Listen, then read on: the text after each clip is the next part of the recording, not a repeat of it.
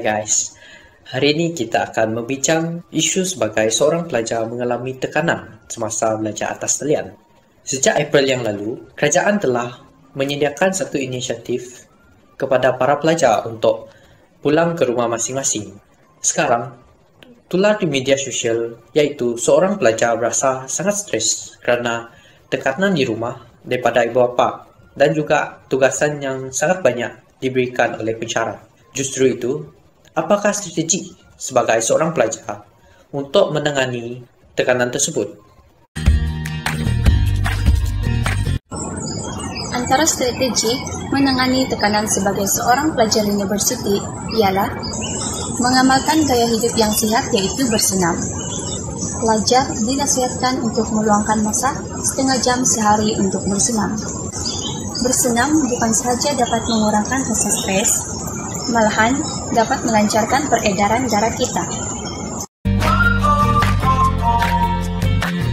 Antara strategi lain dalam menangani tekanan sebagai pelajar universiti adalah dengan memastikan bahawa kita jangan menyendiri. Hal ini kerana mengasingkan diri ketika sedang stres bukanlah cara yang betul. Oleh itu, kita hendaklah mencari seseorang untuk meluahkan perasaan ataupun berkongsi cerita pada mereka. Contohnya seperti kenalan rapat, rakan sebaya ataupun penyelia.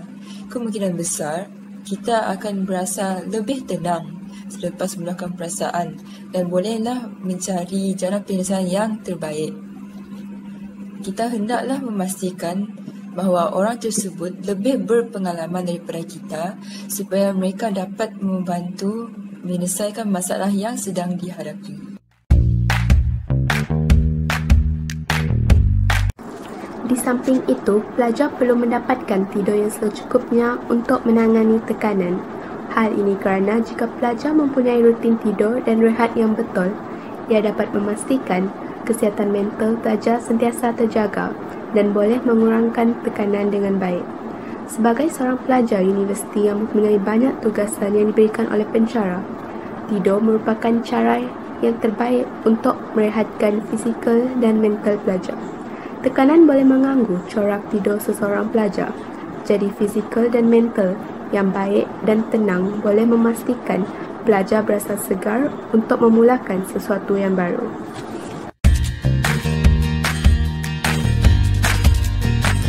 Pengurusan masa adalah amat signifikan bagi seseorang yang bergelar pelajar universiti pada dasar warsa ini. Salah satu caranya adalah merancang aktiviti harian di dalam buku nota atau juga boleh menggunakan aplikasi seperti Notes, To-Do List, Daily Planner di dalam alat elektronik masing-masing. Adalah amat penting untuk seorang pelajar membuat perancangan jadual sesuatu tugasan yang perlu mereka laksanakan agar ia dapat diselesaikan mengikut waktu yang telah ditetapkan. Maka dengan adanya kemahiran pengurusan masa ini, stres semasa pembelajaran di universiti mudah diatasi agar dapat melahirkan insan yang profesional dan berkemahiran tinggi.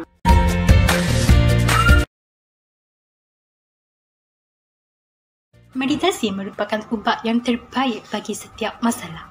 Meditasi dapat membebaskan belajar daripada pemikiran-pemikiran negatif dan membawanya ke keadaan yang lebih tenang. Meditasi ini murah, sederhana dan tidak memerlukan alat bantuan apa-apa pun. Walau di mana pun pelajar berada, sama ada senang berjalan-jalan, di dalam bas atau di kelas, meditasi ini bisa dilakukan.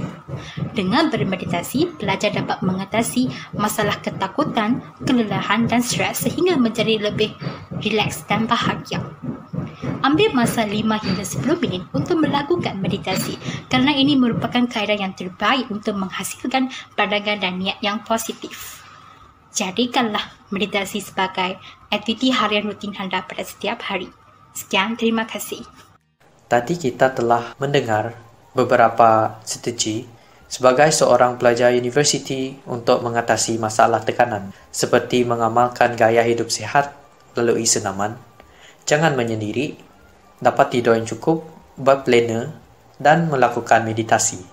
Saya berharap agar langkah-langkah ini dapat membantu para pelajar untuk mengatasi masalah tekanan dan juga mengamalkan gaya hidup yang sihat sebagai seorang pelajar universiti. Sekian.